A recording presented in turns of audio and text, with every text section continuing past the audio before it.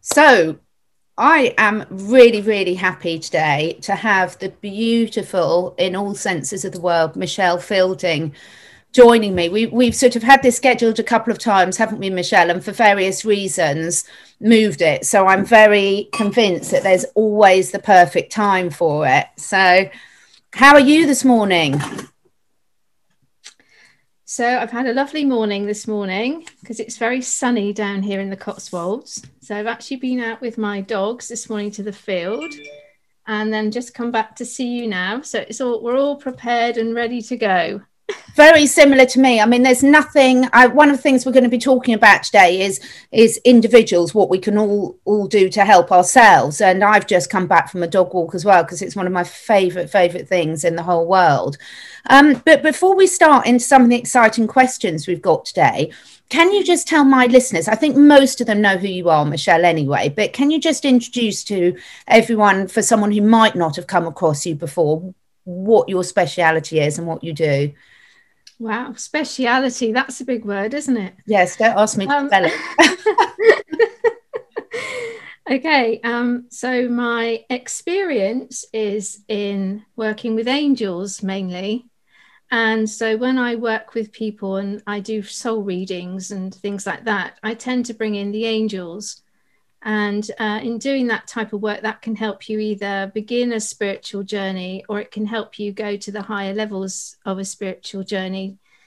Some people understand that as ascension. So basically, I can take people right the way through from not knowing anything to God consciousness, basically through teaching them how to interact with the angels. How lovely. And how did you get into that in the first place? Well, it started as an awakening for me back in, I think it was about 2002. Lots of different things started happening to me. And one of the things was that I was living in southern Spain in the mountains. And I started to wake up in the morning and my hands were like all buzzing. And when I was out talking to people, I felt like I wanted to like go up to them because I could see energy around them and I could see where the blocks were. Oh, and I felt like I wanted to go up and like smooth them out. So I was learning Spanish at the time with a friend and I said, I don't really understand what this is all about. And she said, oh, I know this spiritual teacher. Why don't you go and see him? So I went to see this spiritual teacher in southern Spain and I was talking for like over an hour and a half. I was so like excited, all these questions. I wanted to know what this was all about and what I could do. And he just sat and listened for an hour and a half. And then he replied, and this was all that he said to my hour and a half of, excitement. He said, what I want you to do is to write a little note that you stick on the mirror. So when you wake up in the morning, you see it. And I want you to write on the note, in the name of love and light, I now want the universe to come in and help me and to show me what I need to say each and every day. And that was it. And I was kind of like left walking out of there thinking, wow, he's not a very good spiritual teacher, is he? What it was is he was giving me the first instructions of something called ask, believe, receive. Yeah. So the universe can't come in unless you ask it. So by creating that post-it, that note, he knew that I was asking the universe for what it wanted to show me next. And that was basically the beginning of it, Catherine. That's where it started. After I gave the universe permission, lots of different things started to happen. It was like the universe was sending people and events to me. And within a year of that, I'd had what they call a Reiki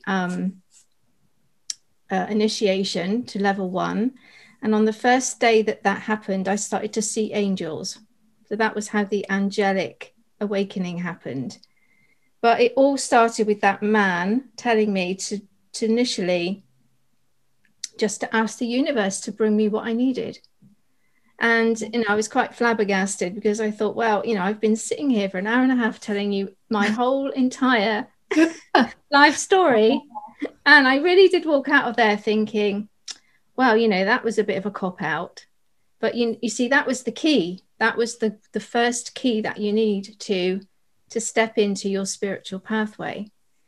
So the way that normally happens for people is they either do it like I did, where they actually are told to do it that way, or they get into a crisis in their life and their soul does it for them.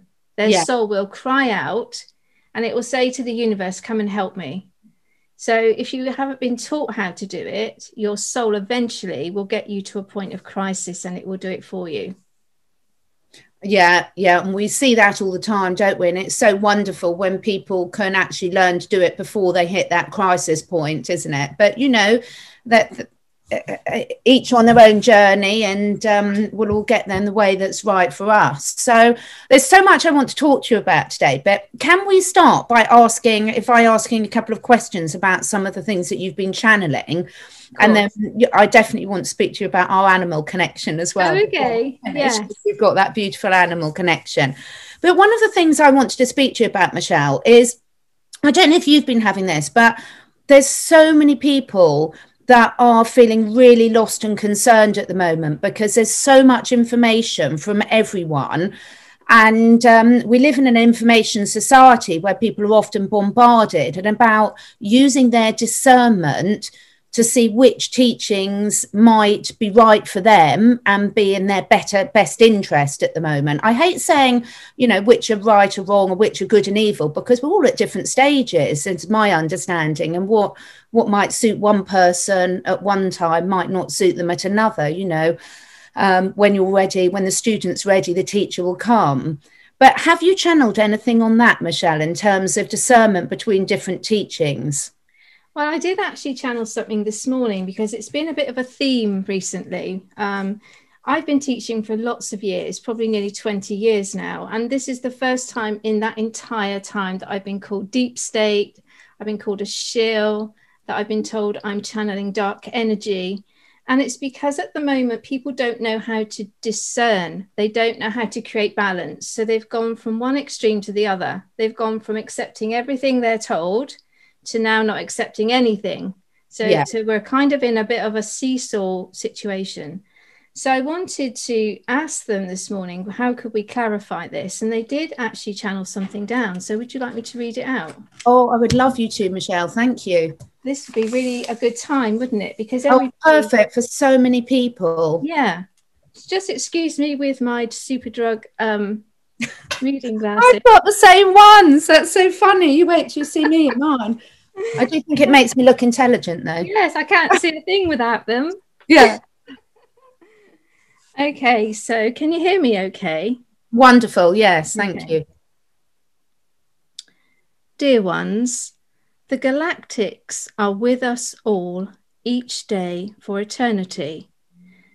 We come to help humanity raise its consciousness, to help with the mass awakening and the freedom from the matrix.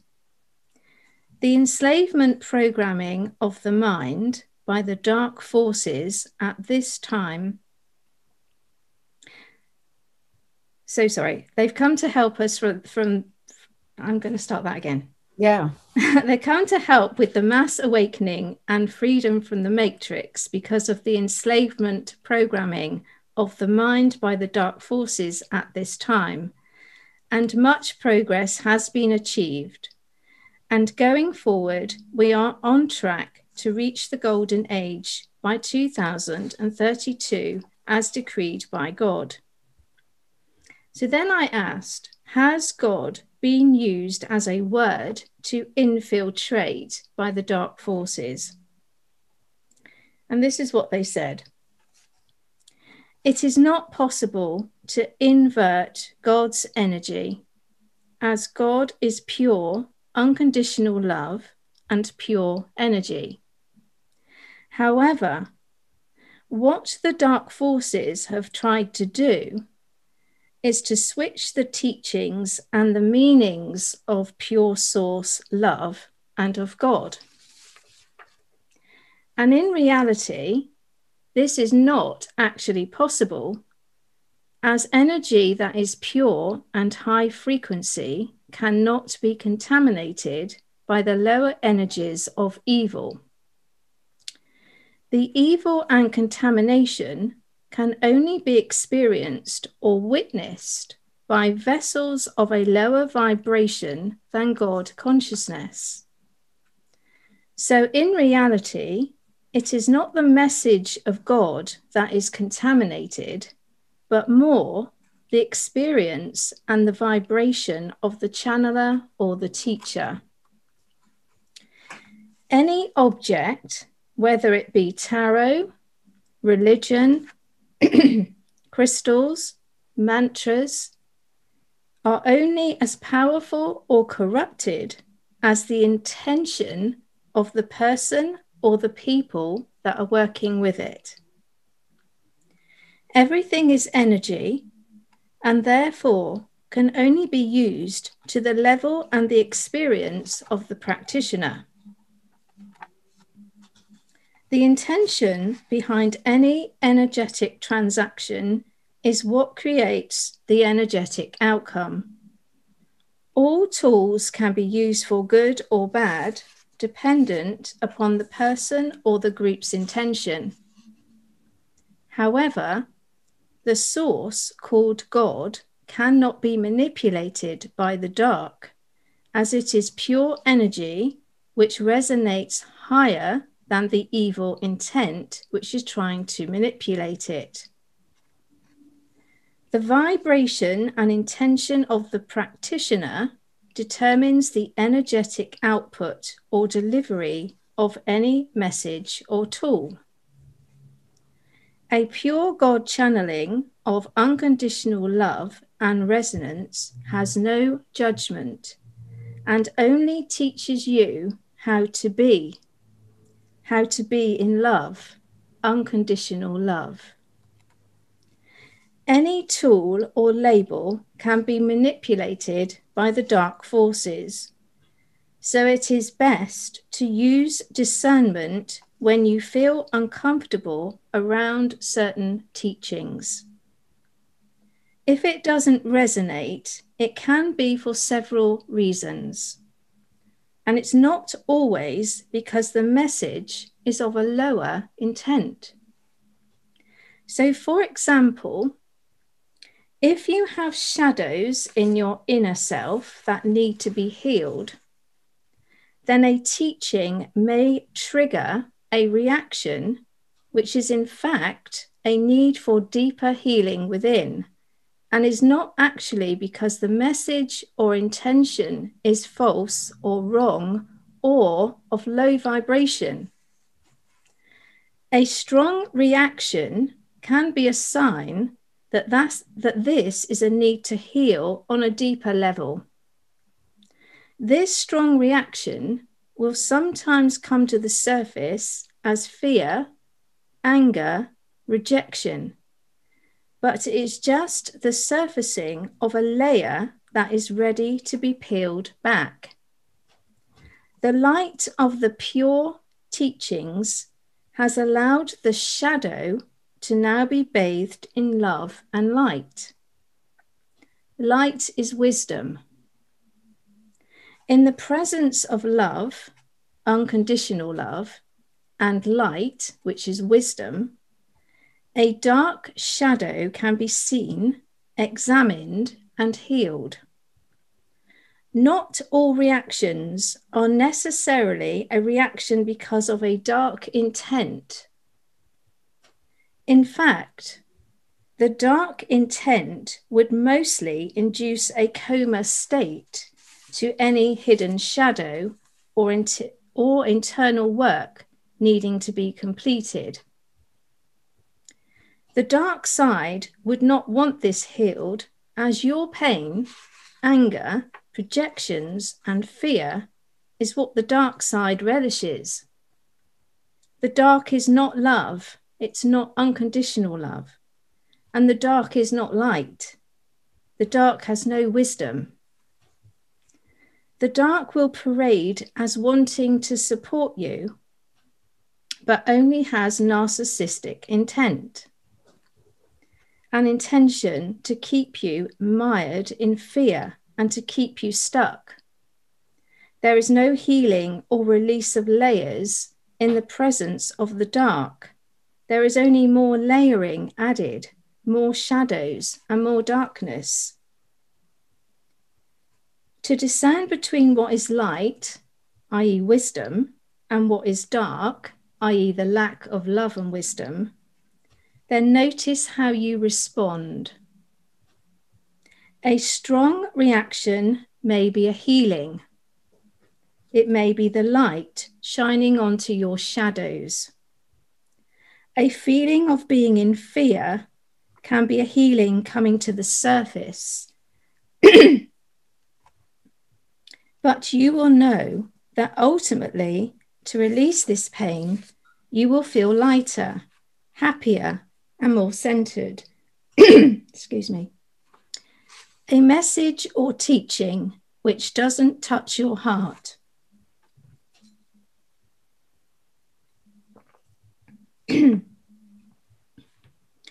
A message or teaching which doesn't touch your heart, allowing it to expand or release fear, is a false teaching. A false teaching will allow you to continue along your path without ever going within to release any pain or suffering. A false teaching will want the pain, confusion, and suffering to remain or intensify, and will leave you flat and empty with no solutions, only instructions.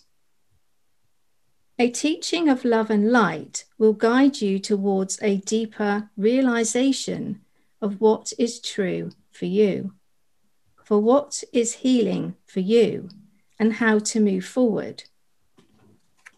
All teachings give us a chance to examine our inner barometer of personal healing and progress. Where you feel your heart expand and a teaching enters that removes a previous layer of uncertainty or pain, then this is a teaching of light. Where you are allowed to continue in your current direction without either releasing pain or a feeling of elation, then you are in the presence of a false teaching. Where you are not confronted to take personal responsibility and do your inner work, then you are in the presence of a false teaching. A teaching of light will always provoke a strong response of love or healing. The light is wisdom. Any wisdom from a teaching will promote a strong reaction of healing.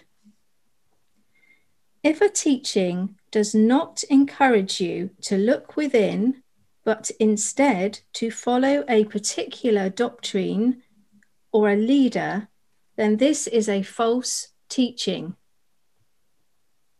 All teachings of light come from within.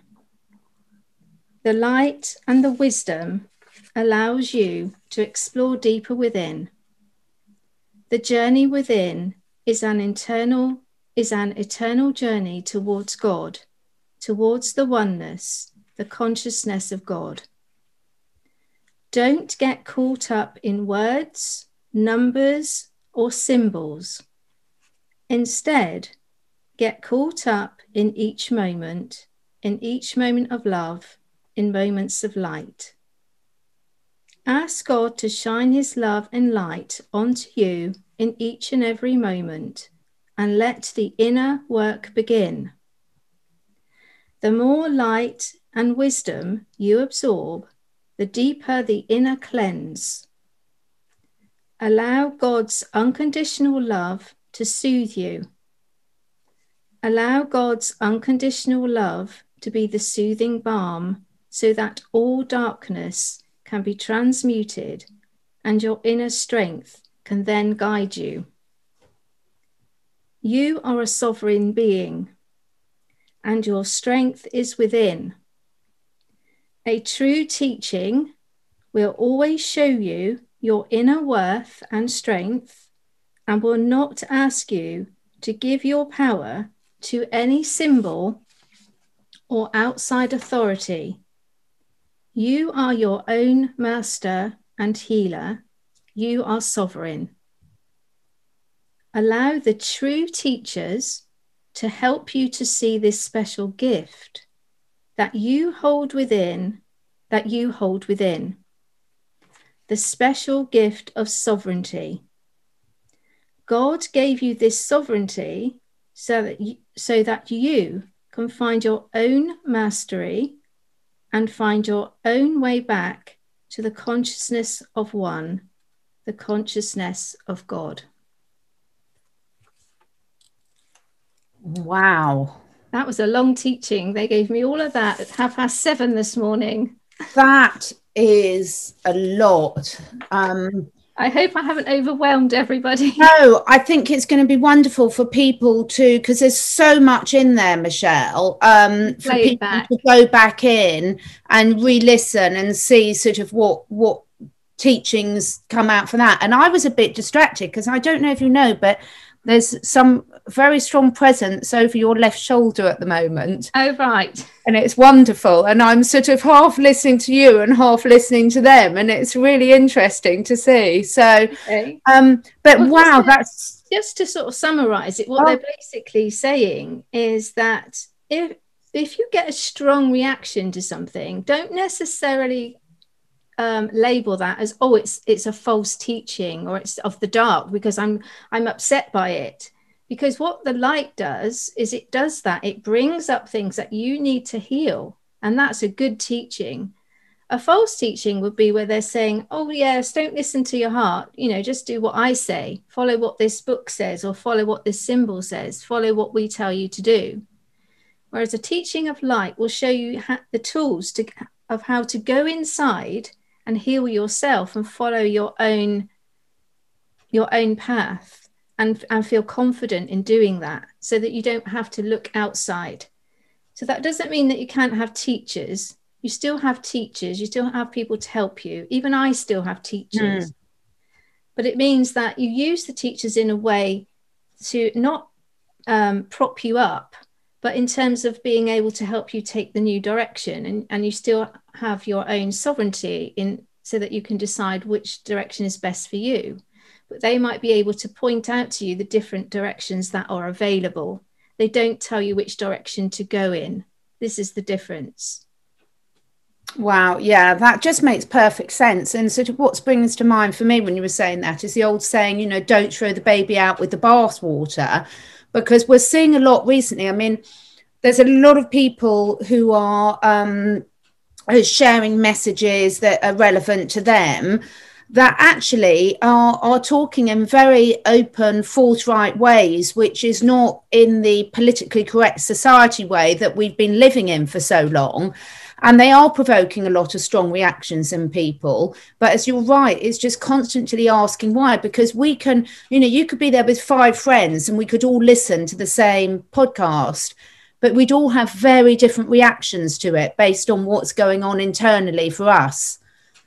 This is true, because when I put anything up on YouTube and you read through the comments, I'm always fascinated and sometimes irritated as well to see how some people see it one way and then other people see it in a completely different direction.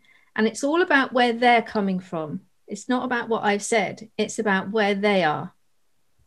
So, Catherine, I want you to imagine there's a bowl of fruit in front of you. Okay. And there's a bowl of fruit in front of me. So it's in the middle of us. Yeah. So we're both looking at each other and there's a bowl of fruit between us. Now look at your side of the bowl of fruit. Now I want you to tell me what you've got in your bowl. Can you tell me what you've got in your bowl of fruit today? I've got a lovely orange. I've got some grapes. I've got half a banana I can see.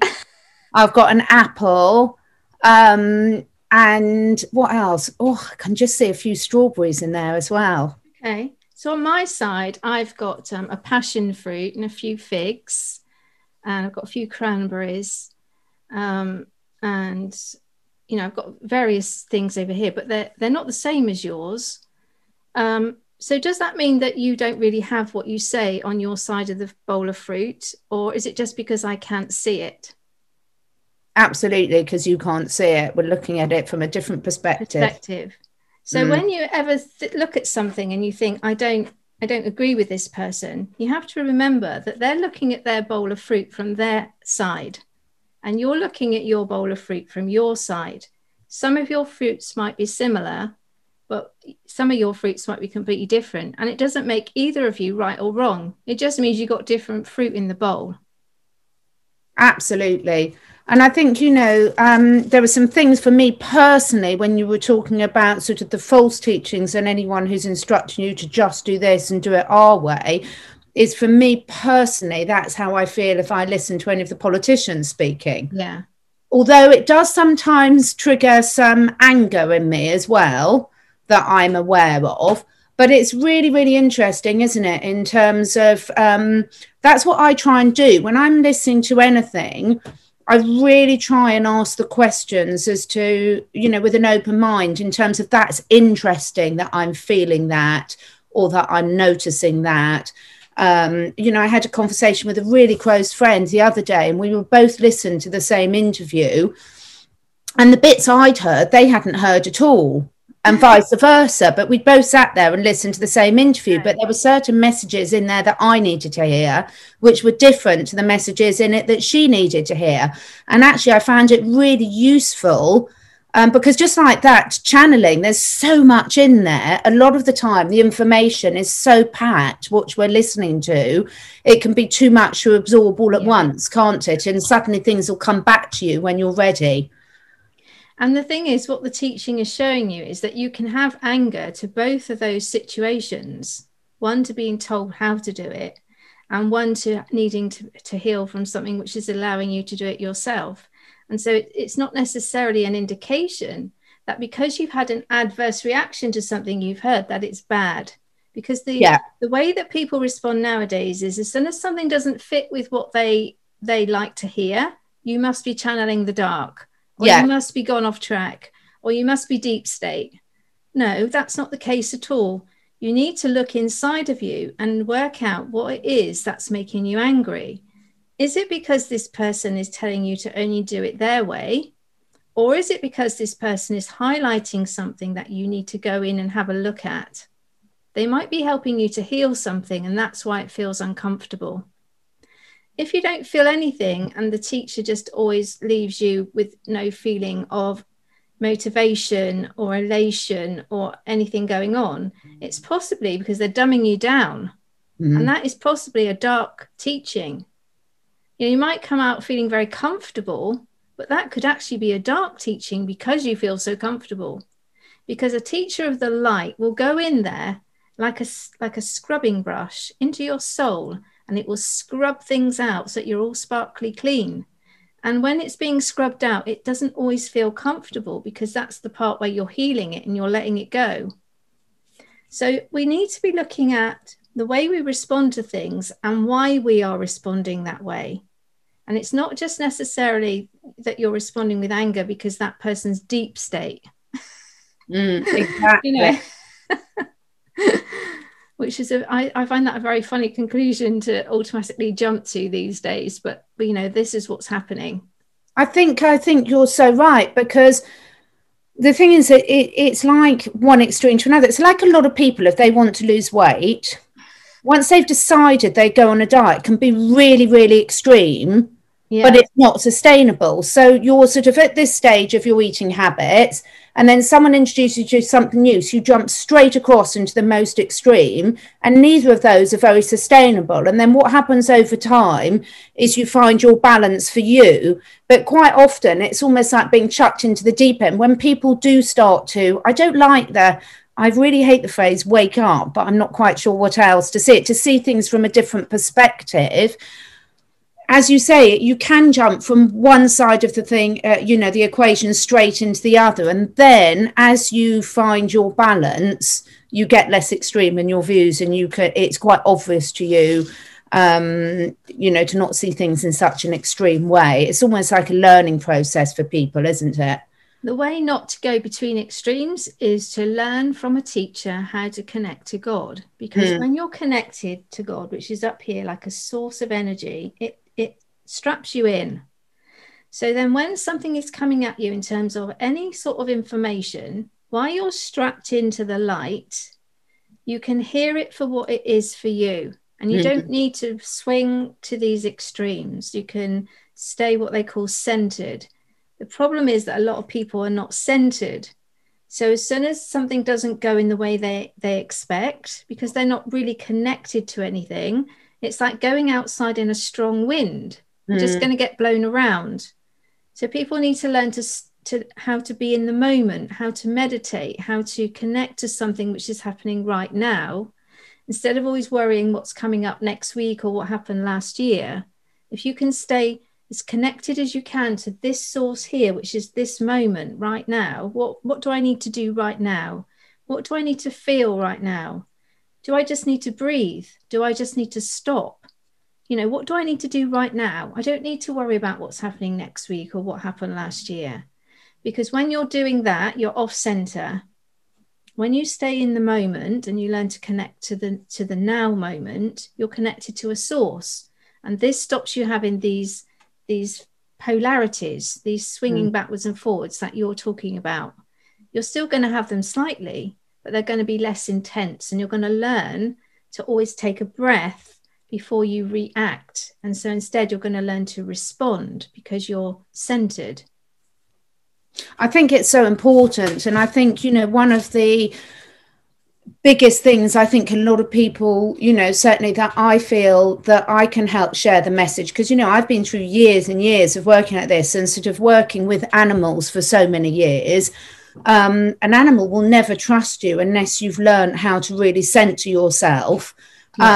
Because we are bringing our energy so powerfully into their energy field. It's so important to be able to control that. And I think so many people, completely understandably, because of the Western lifestyle that's become the norm up until the last year, of not being allowed any time to actually be in the present moment, to be constantly worried about the next bill, picking the kids up from school, what meeting are you due on next, etc. I think there's been a deliberate, you know, move to stop people being in the present moment. And, you know, it wasn't that long ago when people didn't have electricity in their homes, where you went to bed when at sundown and you rose at sunrise. And so therefore there was a lot more quiet time without the TV, the radio, everything else that's bombarding people.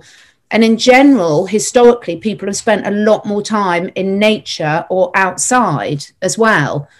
So I know you and I are very, very lucky. You know, we've got our dogs, we love our nature, we've got lots of tools that we've built up over the years to help ground ourselves. And a lot of people are just realizing now how important that is. And you know, there's so much fear at the moment for people, but a few simple tools can really, really help you cope with that and step outside that so easily, can't they? Another thing that people say to me is, oh, I don't have time to meditate. You know, when my life calms down, then I'm going to do a meditation course. And what people don't understand is that everything's energy. So today, if your life is chaotic, it's because you're putting out a chaotic energy.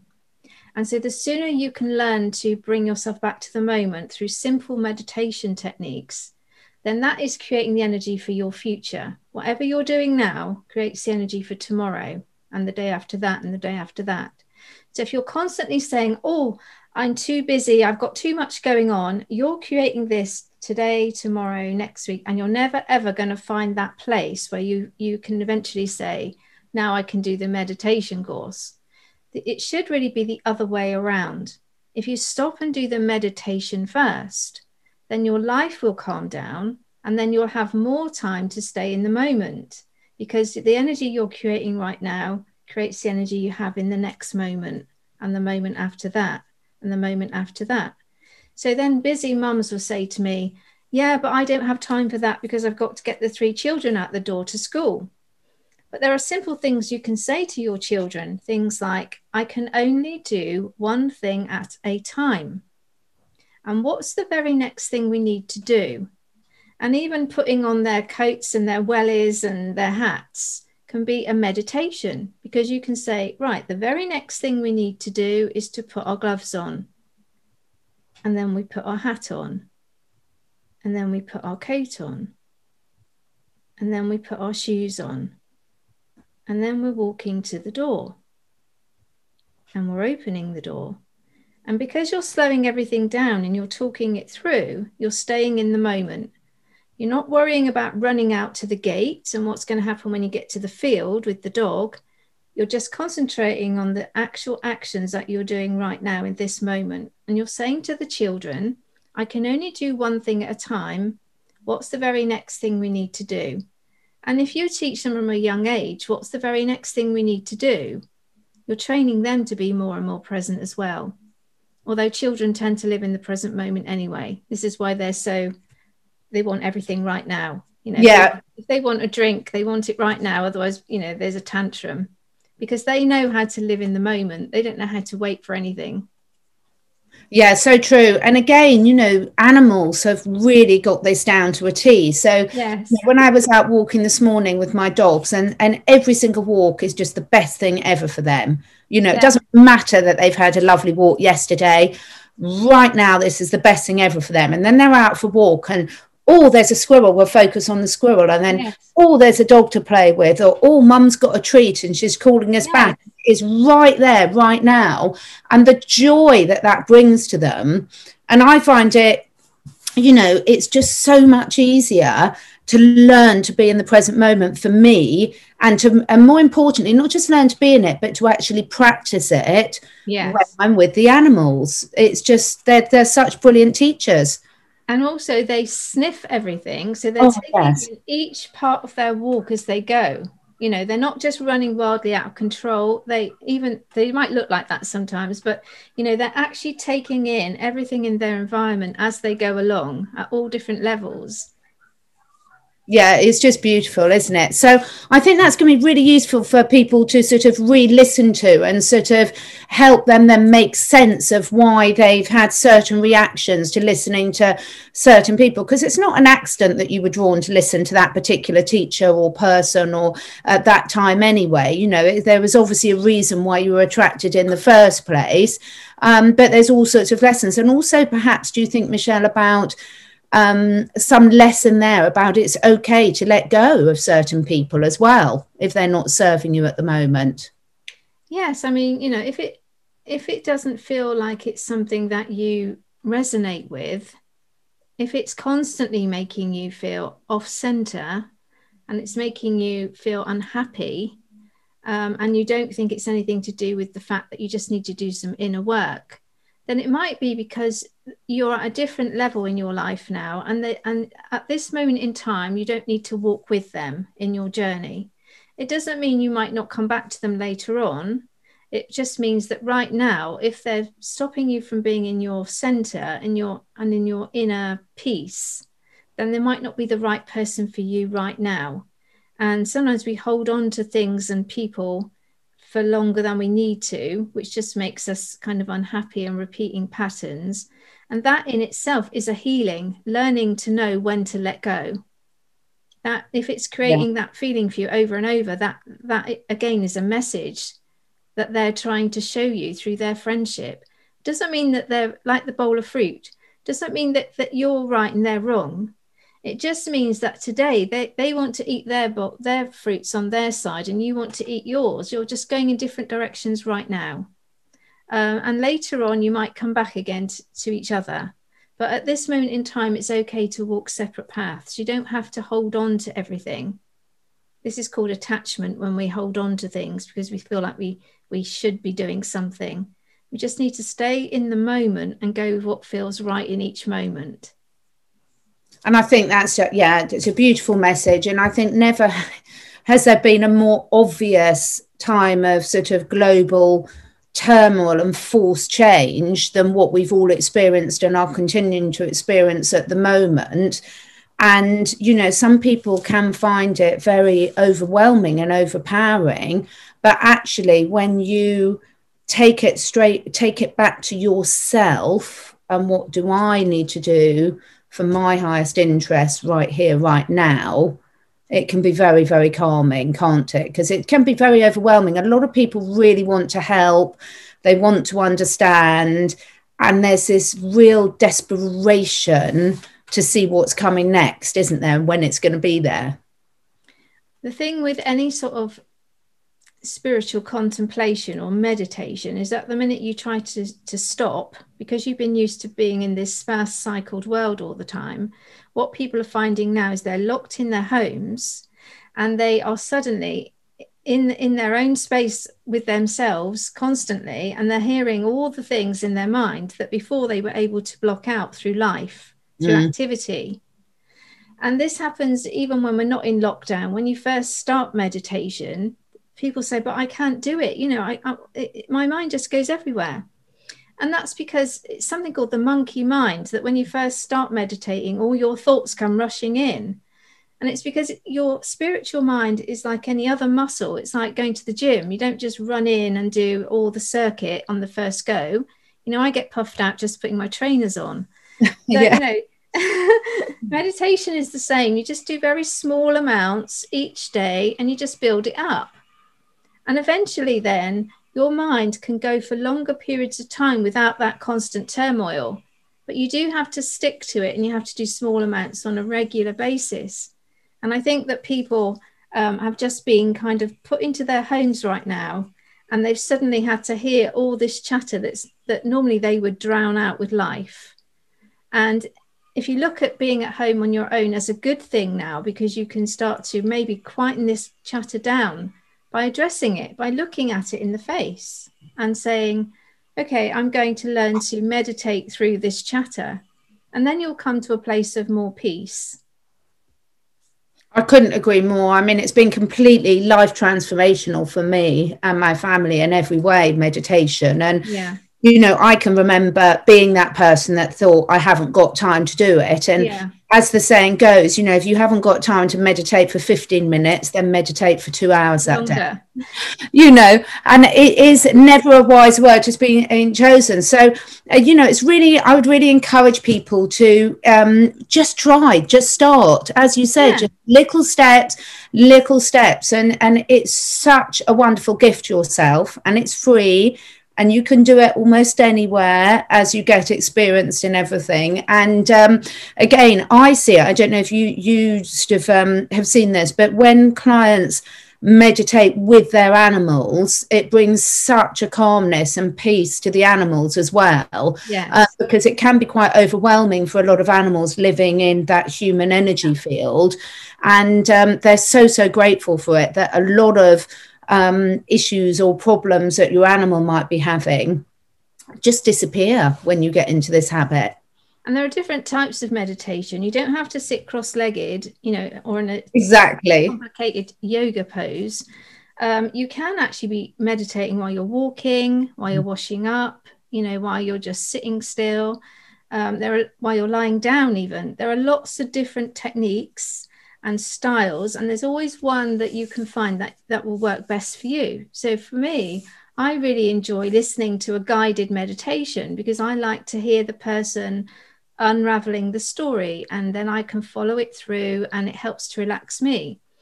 So, you know, there's a type of meditation for everyone. It's just about having a little go at all of them and seeing which one suits your lifestyle, suits your personality, and suits you in the way that you don't feel like it's an additional chore to your day. And it should never feel like it's something else that you have to do in your day. It should be something you look forward to. Oh, absolutely. No, very wise words, very wise words.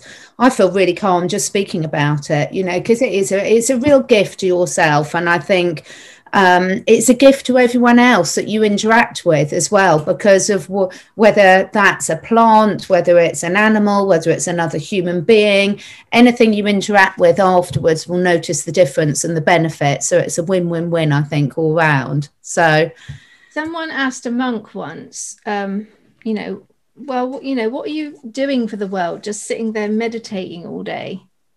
And the monk said, well, you know, I give the world, I have peace. Because I meditate, I have peace. So I give to the world peace. And there's no bigger gift that you can give to the world than peace. And there isn't. So that's what the monks are trying to achieve all day when they're meditating. They're trying to give out this essence of peace, not just for themselves, but to everyone that comes into their space. Mm. Because we're all energy. So if we're radiating an energy of peace, then that has an effect, like you said, on the next person. And when you're talking about animals and how they respond, I used to have this beautiful cat. He's gone now. His name was Henry. And every time I used to put on the music and the incense, he used to run up the stairs, because I meditate lying down. And he used to come across lie on my chest and put one foot on my face and the other foot on a crystal. And he used to love meditation. I mean, it was his most favorite time of the day. So animals do really appreciate it when you become more peaceful, because all your energy going all over the place, even though they can't obviously verbally express it, they are taking that in. Can make them ill sometimes, because they're taking on all your constant anxiety and stress, even though they look like, to someone who can't read them, that they're doing okay because their tail is wagging. Inside of them, inside of their soul, they might actually be quite distressed by the amount of stress that you're under. You would know that as well, Catherine, by the work that you do. Yeah, it's always, even though I say I work with animals, you're never really working with the animals. You're working with that partnership of the animals and the humans in their life, because we're exchanging energy all the time. And we all know how wonderful it is to interact with someone who's got that lovely, calm presence. It is a gift to interact with them. And when we just go on that journey of really sort of going inside, and we started off by talking about the discernment and how people discern. The more you go inwards, the easier that discernment gets. But equally, you're only going to attract the people, whether it's listening or personally into your life, that resonate with that vibration that you're then giving out.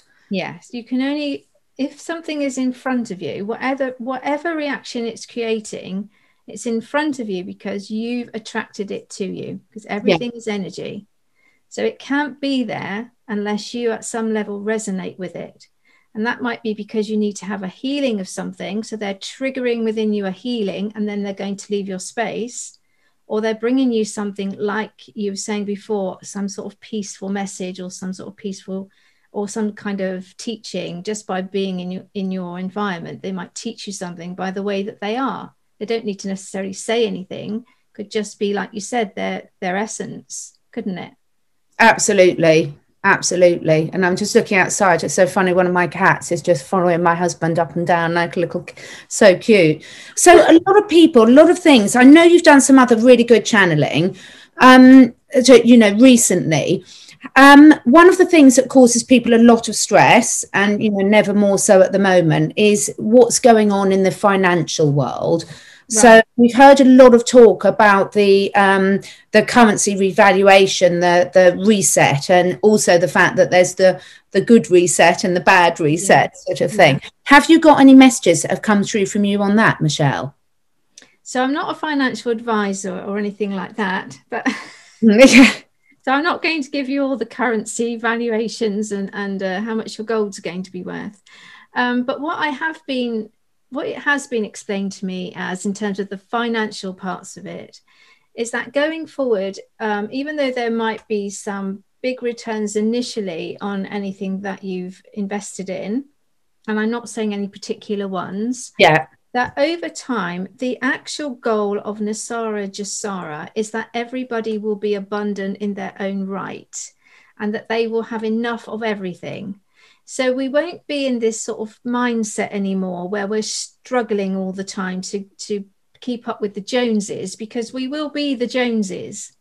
So money will kind of lose its allure, if that's the right word. It will just become like any other thing that we have in our day, because we won't be stressing about it in terms of how we are right now, where we're worrying about paying our rent and our mortgage and the electric and the car insurance.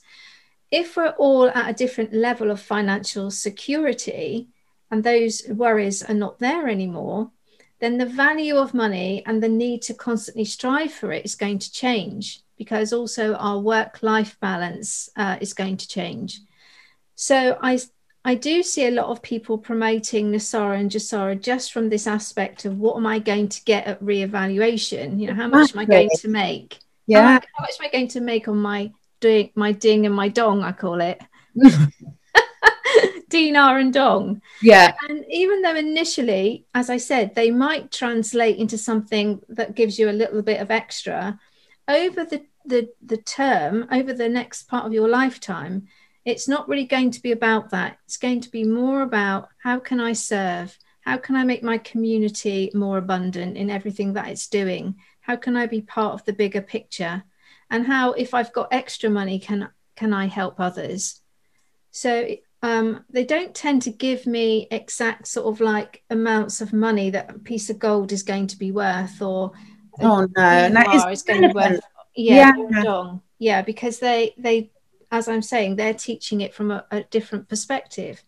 In terms of when it might happen, I've always been told that the first thing they need to do is to remove anything that could make it go wrong, because we obviously had 2 disasters before with Kennedy and the towers. So the delay, this should have been happening some time ago, but the delays are because they want to be absolutely sure before they press that button that everything's going to be okay. And my feeling, and what they've constantly told me, is that they don't want to press that button until they know what's happening with Biden. So they're kind of playing a little bit of a game at the moment with time, in terms of when's the right time to either let everyone know that Biden didn't win, or that he's stepped down of his own accord, or that he's been arrested. I've always felt that needs to happen first. And then what they would do is use the Nasara Jasara to calm everyone down. So instead of it creating a civil war and everyone completely going crazy and in the streets with their guns and everything going completely out of control, it would make sense to me that they would remove Biden in whatever way they need to do that at first. And then when everything's just about to get heated, they can say, but it's okay, because we're bringing in a new republic, which means you can all re-vote using the quantum voting system. And here's some tax refund. Here's some tax refund. So, you know, it would kind of diffuse any kind of civil war if suddenly you could re-vote and you could get some tax back. And what about globally though, Michelle? Because obviously that's just for America. So what about people in other countries? Have you had anything come through on that at all?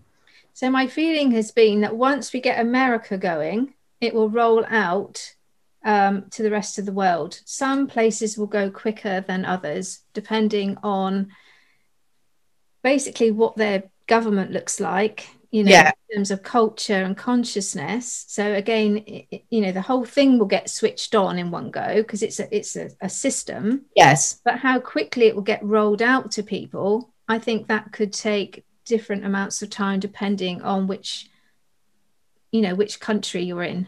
Yeah. Yeah. So for instance, if it happened tomorrow, I would see the USA rolling it out, you know, from there onwards. But I would see the UK being maybe 12 to 18 months slower. So that doesn't mean that things wouldn't start to happen in the UK. Of course it doesn't. But it does mean that it might happen a bit more slowly as in terms of where the USA are up to. So we might be slightly behind them until we catch up. And I think that's, you know, sort of definitely a reality, but also quite a hard pill for people to swallow, because it's almost like a chicken and egg situation, isn't it? Where at the moment there's a lot of people are really worried about their financial situation. They don't know what's happening with their jobs. They don't, you know, there's so much unknown, which then sort of can lower their vibration through fear. But we've just got to, you know, it is what it is. Rome wasn't built in a day. And I think once people start seeing the knock on, because did you get in your channeling? This is one thing that's really interested me actually, because my understanding, my view of the world is that, you know, individual and group consciousness can change timelines and outcomes anyway.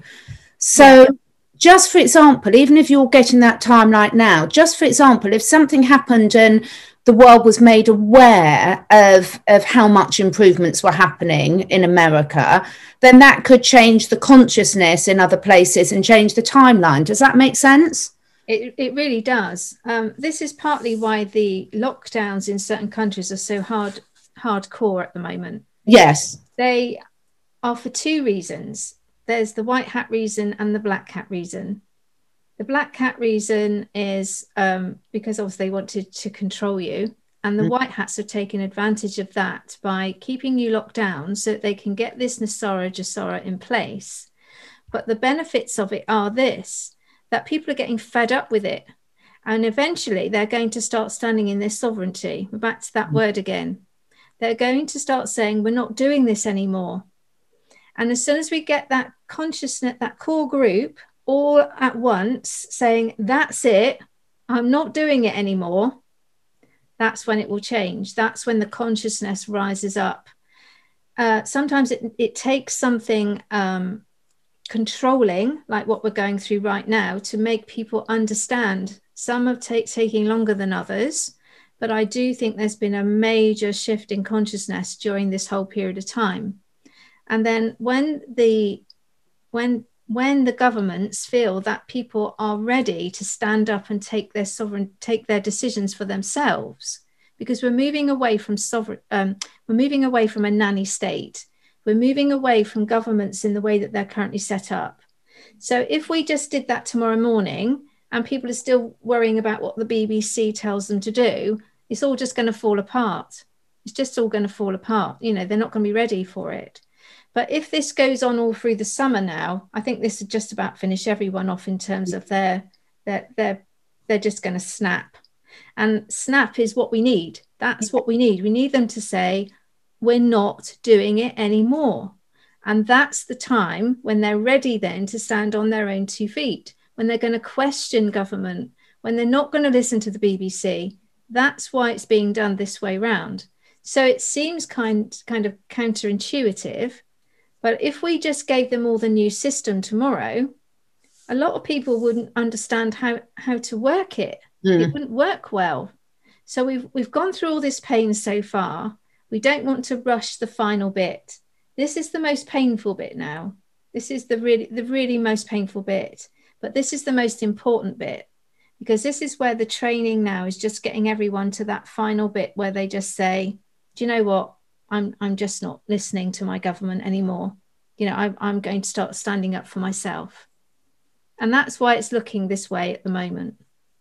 Yeah, I'm 100% with you on that, Michelle. So, this is just so lovely. I'm finding it such a lovely conversation. Have you got time for one more question? Yes, of course. Yeah. Anything you want to ask? Okay. So, I would like to ask if anything at all has come through to you on what I'm going to call the jab. Oh, right. Because I don't want to get anyone else in trouble, because my YouTube has been wiped this weekend. Okay. Gone. So I'm now on BitChute. So has anything come through? Because it's the question I get asked more than anything else. Okay, so I have just done a full video on this and I entitled it CPAC so that it wouldn't get picked up on YouTube. Okay. But what I felt all the way along is that what is being given to people is just flu vaccine. I don't believe there's anything in there that's more, I don't know what the word is. I don't think there's anything that's more potent than your normal flu injection. The one that we've all been very concerned about, which is called the mRNA infusion, what I was told recently was that has been taken over by the white hats and the military have it. And it might not have in it what we all think. So in terms of, we normally expect those injections to have certain types of bacteria and chemicals and different germs in it to help with the supposed thing that's going on right now. But the channelings I've been getting recently suggest that there might be something in the mRNA that can actually help us to heal. And it can help us to heal because what they've put inside of it, when the Tesla healing gets switched on, not the 5G, but the Tesla, my understanding is that the plasma within this new infusion may act in a positive way with the Tesla to create a healing. So then people have been asking me, so what's the point in having it anyway? You know, I'd rather have my own immune system. And I think the reason that the white hats have this technology to hand is in case when the Nisara Jasara gets switched on, if we suddenly get any surprise bioweapon attacks in the future. So I don't think it's necessary there as a tool that we all need to be taking in the future just because it's going to be mandated. I think it's there as a tool of just in case. And I think the MR stands for magnetic resonance. I don't think it stands for, you know, what the old mRNA stands for. I don't think it's going to have any chip in it. I think it's just going to have within it something that as I said, and I don't necessarily understand this technology, but I do get the impression it does have AI. You know, it knows what to do, in other words, but it only knows what to do when it's connected to the Tesla. And I've also been told it would respond to sunshine. So this is not anything to do with chemicals or changing your genes or in putting in you any sort of germs. It's nothing to do with that. And if you go back to when Mr. T said about the bleach, everyone turned it into bleach. And he said, what if we had something that could clean out your system, like bleach, I think he said, or he might have said something like disinfectant. I can't remember what his words were. And he said something about light. Now, if you put that together with what I've just been having channeled recently, it would make sense that when he keeps talking about the injections, that, you know, that word has several different meanings when he says it, but he would not normally, in my opinion, promote something that would harm people or have chemicals in it. So I think if he's promoting it so strongly, then if you put all the dots together with the healing light, the clearing out solution that he talked about, the disinfectant, I think he called it, and you put it all into this new channeling that I've been getting, and he always says that the military have it or are in control of it. In the USA, though, not worldwide. But the military they are everywhere at the moment. They've been at schools, you know, when they've been at schools and everywhere and people have been concerned, they've been concerned why the military are at the schools. My feeling is the military are at the schools to intercept any of the potential old mRNA. If there are any of the old mRNAs out there, if they had potentially got into the system, my feeling is that they were intercepting. And I think what people are actually receiving is just a normal, I wouldn't personally even have that. I wouldn't even have a flu injection personally. But I don't think that people are having anything more intense than that. And then people are saying, well, you know, people are dying and collapsing. And I'm not saying that that's not happening, but I know that every year there are fatalities just from normal flu injections, as far as I'm aware. You know, because you can have a reaction to any type of ingredient. You know, even the blue dye that you have put in you for an X-ray can be allergic for some people. So, and those people may have already have been on the timeline to pass anyway, and it was just, you know, that happened around the same time. You know, we can never be 100% sure. So I'm not promoting that anyone goes and does any of those things off the back of what I'm saying. But I'm just saying that that's some new information that I've found very interesting recently. And if you want the full explanation of that, brilliant. I did do a big, long explanation of it on my CPAC video. Right. If you send me the link afterwards, I'll put that below, everyone, because I think that would be really useful. Because because that would also imply that the white hats have now got some control over the pharmaceutical companies. Yeah. When I channeled into this this new injection, they showed it to me like, you know, when you have the blue dye, when you go for an X-ray, you get the blue dye.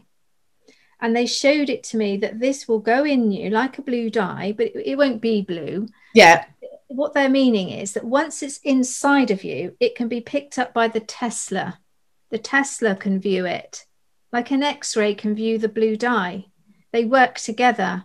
And it also works with sunshine, which suggests to me that there's something in there like vitamin D. So I think that whole storyline about injections, firstly, it's about training people. I think there's two aspects to it. Again, it's about training people to, we don't like using the word wake up, but they're being told that this injection doesn't stop them from getting that illness again, doesn't let them go outside, doesn't let them take off their mask. So what's the point in having it? And then they're telling them, and then you've got to have another one. And then next week, when we have the Guatemalan version, Right. Yeah. So whatever version comes next week, then they'll be telling you you've got to have another one and another one and another one. And it's to make people realize that it's not actually really about what they're saying it's about. It goes back to that consciousness thing that we were talking about, where people eventually say, you know, I'm just not doing it anymore.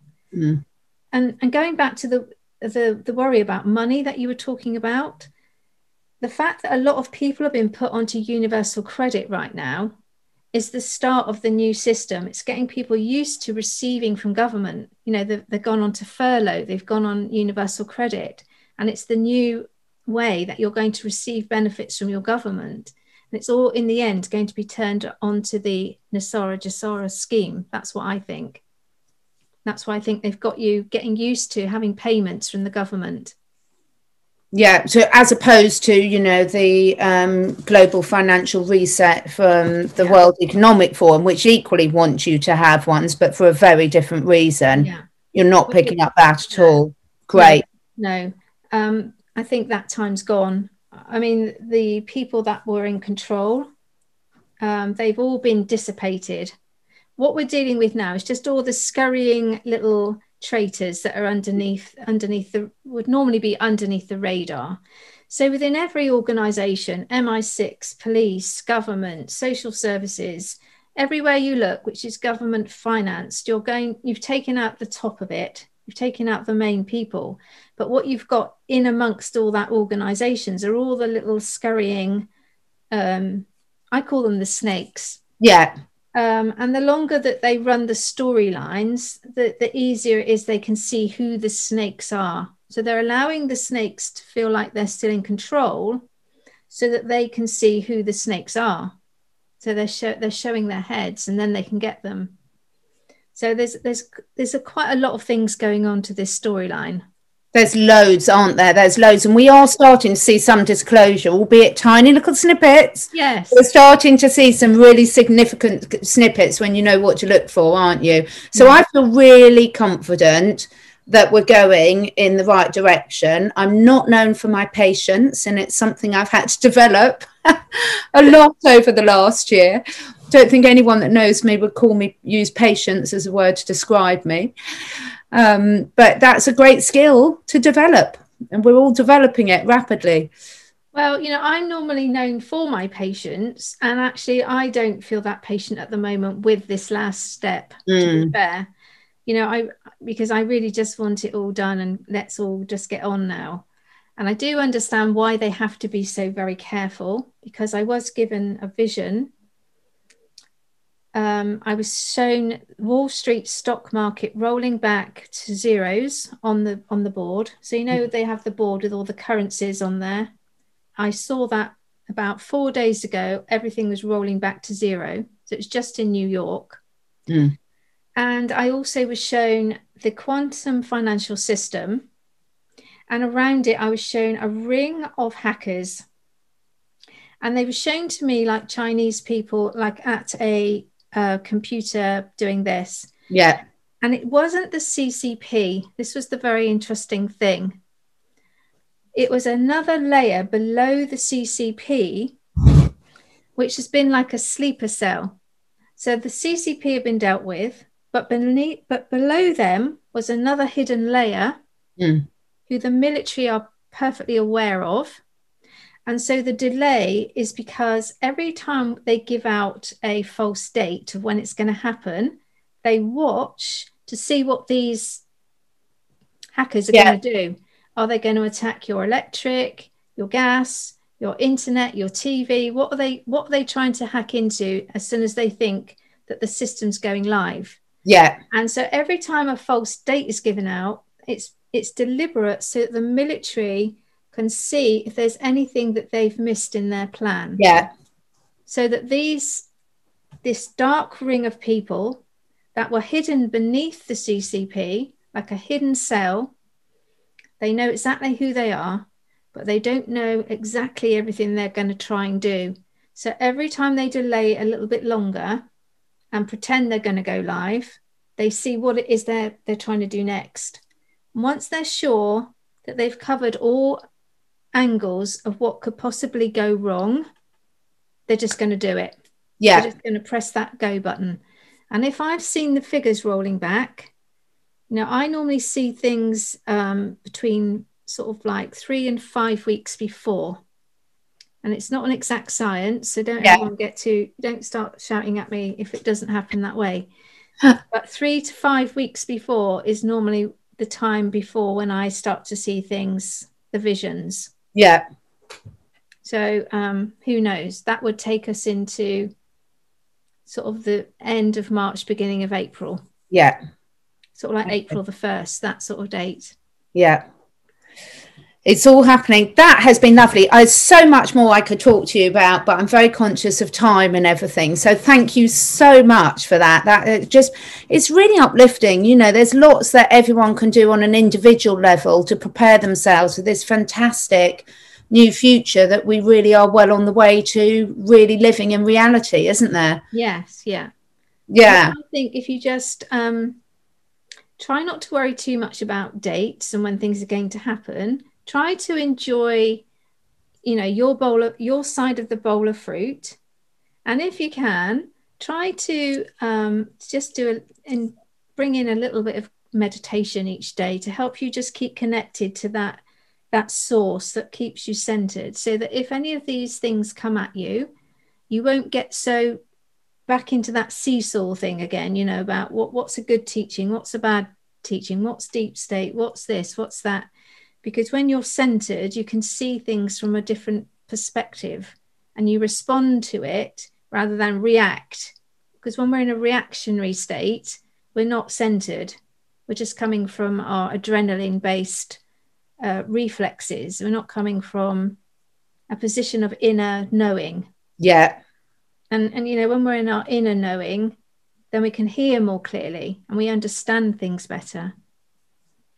Absolutely. Fantastic. Well, thank you so much. We'll put all the links below here for everyone. And Michelle, if you've got time, I would love to do this again sometime because there's just so much we can talk about. It's been so lovely speaking today. Thanks for having me. Really lovely. Take care. Having a lovely day out in the sunshine. Thank you. Bye. Bye.